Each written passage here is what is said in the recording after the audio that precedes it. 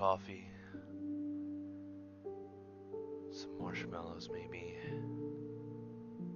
something comforting. Today, I'm going to be reading two scary stories. Stories that chill the bones. How to fender a song. I'm kidding. Anyway. Story number 1. The Smiling Man. About 5 years ago, I lived downtown in a major city in the US. I've always been a night person, so I would often find myself bored after my roommate, who was decidedly not a night person, went to sleep.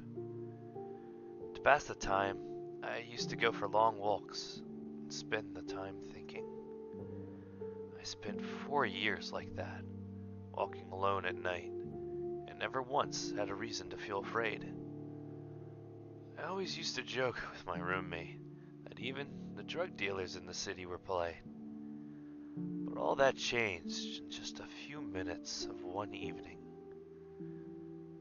It was a Wednesday, somewhere between 1 and 2 in the morning, and I was walking near a police-patrolled park quite a ways from my apartment. It was a quiet night, even for a weeknight, with very little traffic and almost no one on foot. The park, as it was most nights, was completely empty. I turned down a short side of the street in order to loop back to my apartment when I first noticed him. At the far end of the street, on my side, there was a silhouette of a man dancing. It was a strange dance, similar to a waltz, but he finished each box with an odd forward stride. I guess you could say he was dance walking, headed straight for me. Deciding he was probably drunk, I stepped as close as I could to the road to give him the majority of the sidewalk to pass me by. The closer he got, the more I realized how gracefully he was moving. He was very tall and lanky, wearing an old suit. He danced closer still, until I could make out his face.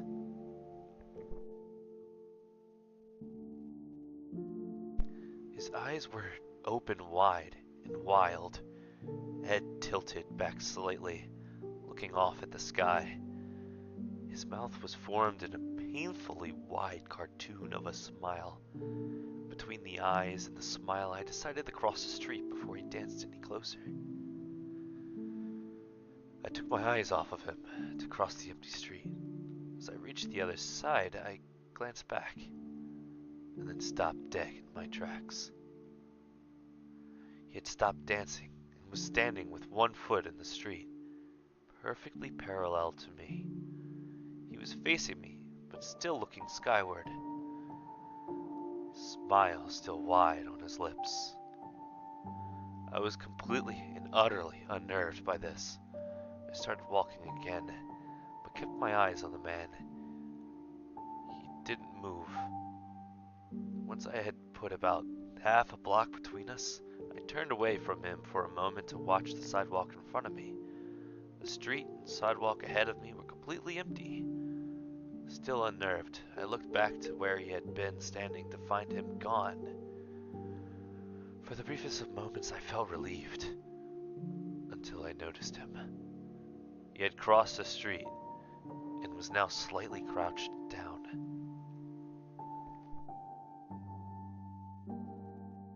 I couldn't tell for sure due to the distance and the shadows, but I was certain he was facing me.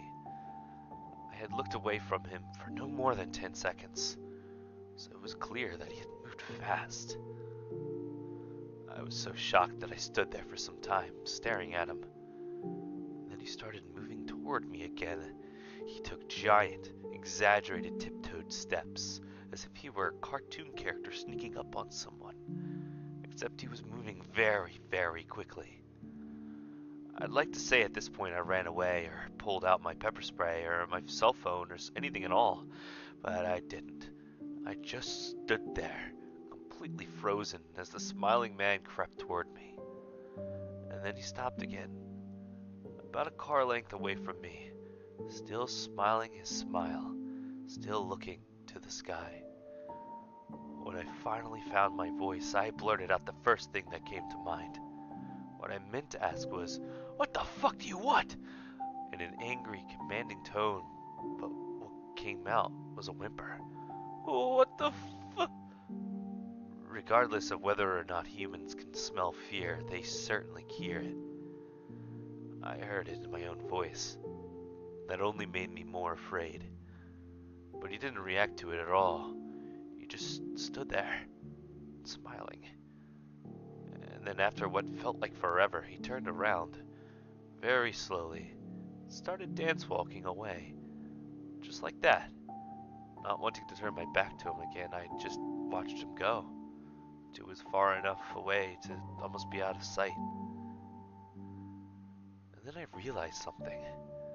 He wasn't moving away anymore, nor was he dancing. I watched in horror as the distant shape of him grew larger and larger. He was coming back my way. And this time he was running. I ran too. I ran until I was off the side of the road and back into a better lit road with sparse traffic. Looking behind me then, he was nowhere to be found. The rest of the way home, I kept glancing over my shoulder, always expecting to see his stupid smile, but he was never there. I lived in that city for 6 months after that night, and I never went out for another walk. There was something about his face that always haunted me. He didn't look drunk. He didn't look high. He looked completely and utterly insane. And that's a very, very scary thing to see.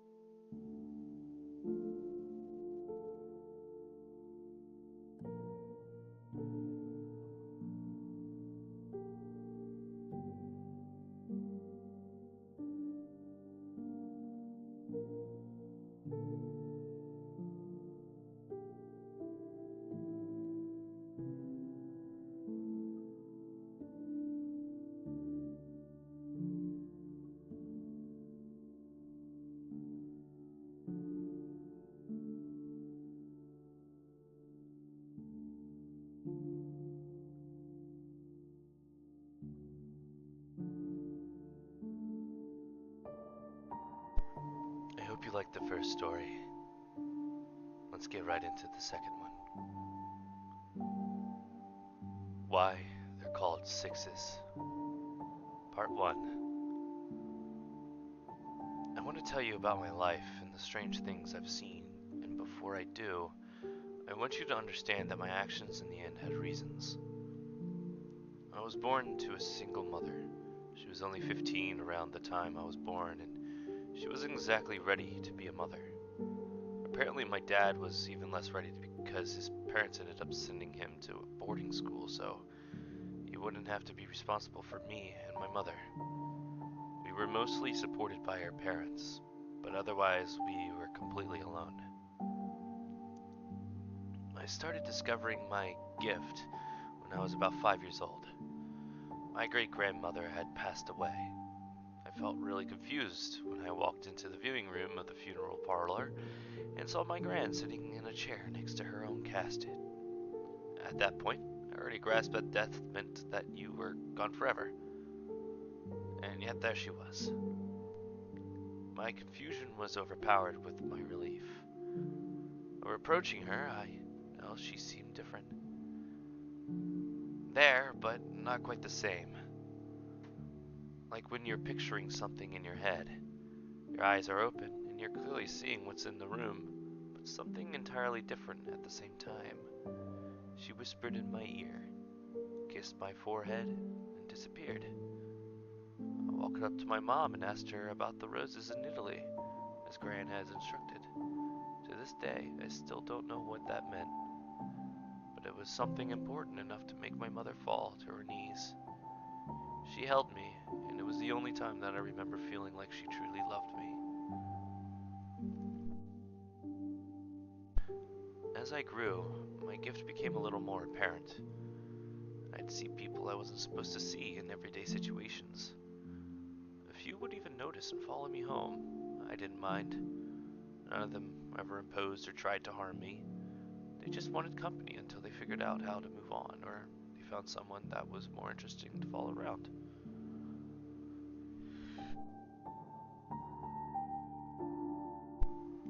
I talk about it as if it were normal. My mother put forth no effort to stop me, but still acted embarrassed when I did it around other people. No one took it seriously, though. Not like Mom did. Honestly, I think she feared me for a while. When I was about 8, things changed. It was all due to Mom meeting a man named Mike. He was lanky, and he smelled bad and talked too loud. Still, he had a more stable job than Mom did, so she fell right into his lap. He wasn't a horrible guy at first, just kind of greedy. My mom told him about my gift, and he came up with a master plan to use me as a pay pig. Post my name up in phone books as the world's youngest psychic. I don't know if he even believed my gift was real at first, but he learned otherwise eventually. That's how I started talking to dead people in a living room. That's how I started talking to dead people in for a living when I was just beginning to learn multiplication. It was fun at first,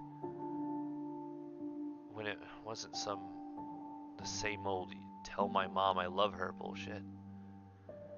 There was this case when I was 13 where I was seeing a family who believed the spirit of a 4-year-old girl was haunting their house. They claimed that they didn't intend to make the girl leave, they just wanted to learn more about her so they could make her more comfortable in their home. When I walked into the house, there was definitely no little girl. There was, however, a gray non-human entity crouched on their 17-year-old son's back. Its skin looked like paper, and its eyes were fully blood red. It came in human-like shape, but it was far from human. Those non-humans were something I called sixes. Sixes are souls that were never human. They're created out of pure sorrow and hatred. Their negative emotion embodied into an evil spiritual being. They can project the actions of human spirits to confuse their hosts, make them think they're just victims of normal haunting. Human souls cannot hurt you unless they're extremely sinister, like Bundy's sinister. Sixes, however, can, along with several other non-human entities. They suck every emotion out of you and radiate so much of their own sorrow and hatred until you either kill yourself or commit a crime so horrible that you'll likely get the death penalty. They usually go after evil, corrupt, or just plain miserable people. They were called sixes because you usually only last 6 months before you lost it. I think I started resenting my mother when I was 16. I had gotten tired of the job. Everyone in town knew me. All the kids at school called me a freak. By this point, Mike had started to drink away all the money that the people had paid me to tell them that their grandmother loved them or that their dead child was in a better place. He became violent, angry. He hit my mother and she just took it for a while. Then she started to blame me. If you never would have started talking to that fucking Casper, maybe we wouldn't be in this situation. Completely ignoring the fact that, well, he was her boyfriend, not mine. Not long after that, he stopped hitting her and started hitting me. And she did too. Only months later did I start seeing sixes roaming around wherever my parents were near. I watched this without a word, still allowing them to escort me to jobs. At first, the sixes would stay far away.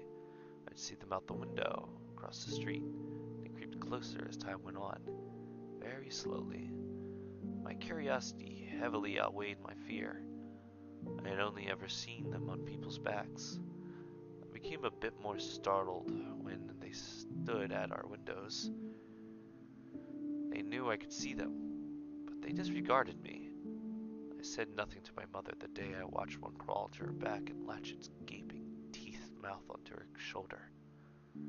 I wasn't surprised when I saw another on Mike's back later that day.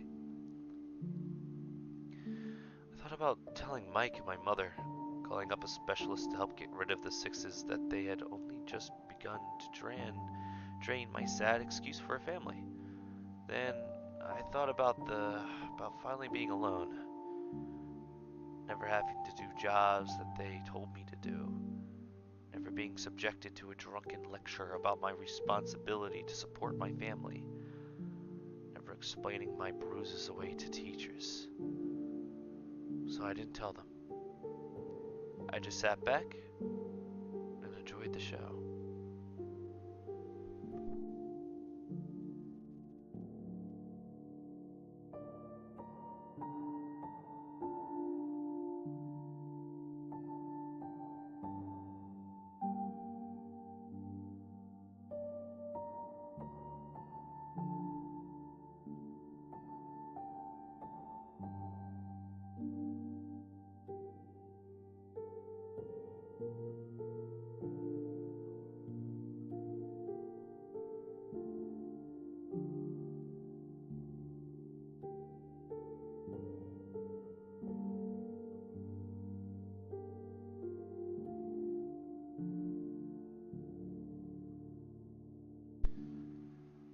Part 2. Well, I'm back. I really wasn't going to come back here and write again, but so many of you wanted to hear more about my parents' ultimate end, or about different kinds of non-human entities. I guess a part of me was afraid that I was going to get into trouble. Still, here I am again. I guess I'm here to let you know exactly what I observed between the point that the sixes latched onto my mother and Mike.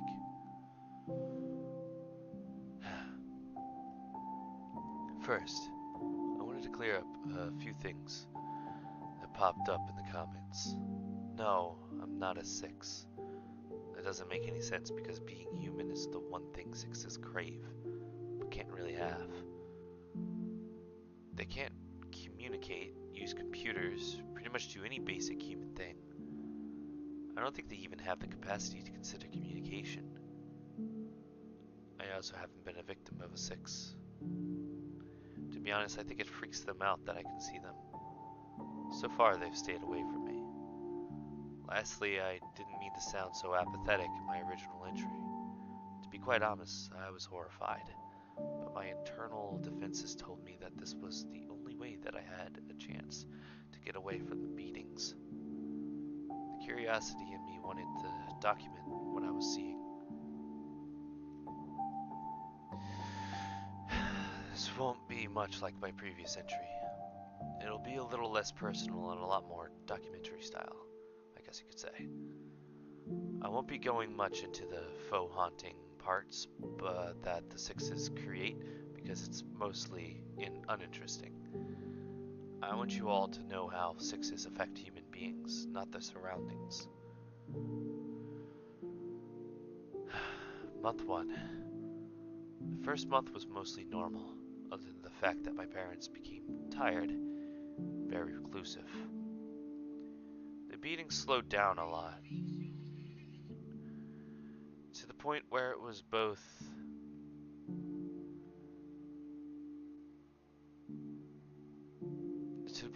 only around the time where I could get to very reclusive fudge. The beating slowed down a lot, to the point where it was only around the time where I would get to close or talk too much, which would annoy them both.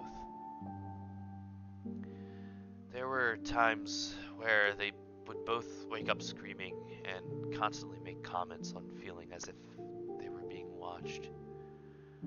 I reassured them through gritted teeth that they weren't being watched as I stared into the eyes of the being that only began to feed on them. Month 2. My parents began sleeping unreasonably long, like 17 hours at a time. Sometimes they'd even wet the bed. I had to clean it. Absolutely unhuman, but usually normal for a subject of the sixes. Attempting to wake them would be incredibly dangerous, but then again, it was kind of like that before, only now it was amplified. At one point, I woke my mother up to ask her if I could borrow some bus fare to pay my way to a meeting with a family that was dealing with supposed demonic haunting, which was actually just a poltergeist activity caused by a 17-year-old boy with acne problems. She shot up, turned her head slowly, and began to scream the most deafening, inhuman scream imaginable. After that, she launched herself at me. Thankfully, at this stage, they're mostly drained of energy. She slapped me a few times before crawling slowly back into bed, falling asleep as soon as she hit the pillow.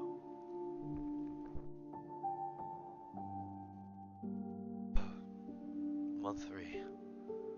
The depressive stage, which is usually when we're most commonly called in to treat a case, if we're not already called in by the first month.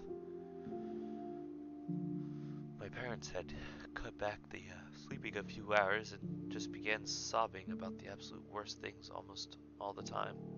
We both began to self-harm as well, right in front of me. While this was the least harmful month for me, it was the worst to watch. There were several points where I wanted to tell them, but I knew they would be angry. Additionally, the both claimed to see red eyes behind their shoulders. Once again, I reassured them that I saw nothing. I started feeling bad. Month 4. This is where things started to turn. They stopped sleeping almost entirely and talked almost constantly. I had never seen this phase personally, so I had no idea what to expect. I was sitting down on the couch when Mother sat down next to me and looked me in the eyes for the first time since I was little. But there wasn't love in her eyes like there had been at one point. I couldn't quite pin my finger on what it was, but she started to speak. She spoke so fast that it took me a minute to make out what she said. I never wanted you. Never would have ever wanted you. When you were a baby, I thought about smothering you with a pillow, claiming SIDS. The only thing you've ever been good at is being a freak. This broke off into a month of from hell. One that I'll do my best to forget after this. My parents lost their filter entirely. They could have been making things up to be intentionally hurtful, but it didn't seem like it. Month 5. I had to be absent for a lot of this. They both became extremely violent, to the point where I was almost killed. I'd been brushing my teeth when Mike burst into the bathroom. By this point, both of them were completely spastic almost all of the time. He grabbed me by the back of my hair and kicked me in the back of the legs until I was down on the floor. He dragged me by my hair over to the toilet. There, he attempted to drown me. I don't know what caused him to stop, but he got distracted before he could finish the job. That's around the time I decided that I couldn't safely stick around. I couch surfed a few days until a friend with one of the gifts, Milana, let me stay with her indefinitely. I told her what was going on, and she agreed that we would wait it out and keep an ear out. Milana can see what I see, but she can also read moods and basically the aura of a place. We talked about how to handle the end of it all. She was completely against going around during the final day, but I just had to see, what happens to sixes when they finish the job. Month 6. We showed up outside the apartment complex around 6 a.m. There were other inhuman entities outside the building. They were called Watchers. Watchers are pretty much explained by their name. They like to watch people do bad things. Not just murder and suicide either. Everything else. They feed off of that until the deed is over. Yeah. They look almost like normal people, but they're yellowed like an old Fuldo. And they have these awful grins on their faces. The only parts of them that move are their eyes. I've never seen them on a job, but I've seen them out in public in various places, which worried me to the point where I had to go home. I can help with dead people, and I can even do a little about inhuman entities, but I can't make humans not do fucked up shit. It was around 9 a.m. that Milana became too overwhelmed by the awful feelings she was getting. So I told her that it was alright to go park down the block while I went inside to check on them. She protested, but only for a second. I think she knew how important this was to me. The Watcher's eyes followed me from the car into the building. As I exited the stairwell into the hallway of the floor my parents lived on, I heard an absolutely horrifying shriek, and I knew that it was happening. I bolted, fumbling to get my keys out of my bag. I undid the lock and swung the door open as fast as I could. The sixes were no longer on my parents' backs. I think that was the first thing I noticed. They were crawling around them in circles. Mike was on top of my mother, pinning both of her arms down with his knees. God, it was such a bloody scene. I had seen some horrible things, but this kind of brutality was on an entirely different chapter for me. I could tell that she was already gone, and the six that had been using her was only absorbing what was left inside. Mike turned to look at me, a horrible grin on his face, not unlike the ones I had seen surrounding me outside. With the knife he had only just used to kill my mother, he slit his own throat. I stood there, frozen, not really sure what to do. I had imagined what this day would be like, but I never thought it would be so brutal. I guess a part of me assumed that they'd just hang themselves, and that would be the least violent and not in their nature. Sixes circled around their bodies a few moments more before I caught their eyes. They both became startled and quickly crawled up the wall past me and out of the door. I dropped to my knees and sat for what felt like an eternity before a police officer dragged me away. One of the neighbors called the cops, I guess. I was brought down to the station, but all I could tell them was that my parents had been acting strangely for months. I was cleared to leave, and Milana took me back to her house, where I broke down and cried in front of a human being for the first time in what felt like years. I hadn't worked 6 jobs since then. I got emancipated on my 17th birthday and dropped out of high school and moved into a small apartment across town. I quit doing jobs, but only for a short while. I needed the money and nobody was going to hire me for normal work, not with my reputation. People in the gifted community knew that I allowed it to happen. The few people that were close enough to know that my parents were tyrants were understanding and even somewhat grateful. I was a walking documentation of how it all happens. Everyone else was afraid of me. I guess I've grown from the situation. We now know a lot more about sixes and know how to stop them before it's too late. There are a lot less cases now that go like that. Still, I have this awful fear at the back of my mind that watching my parents die will break my spirit and eventually put a 6 on my back one day. I'm even more afraid of being condemned to hell for what I did, where I know my parents are waiting for me.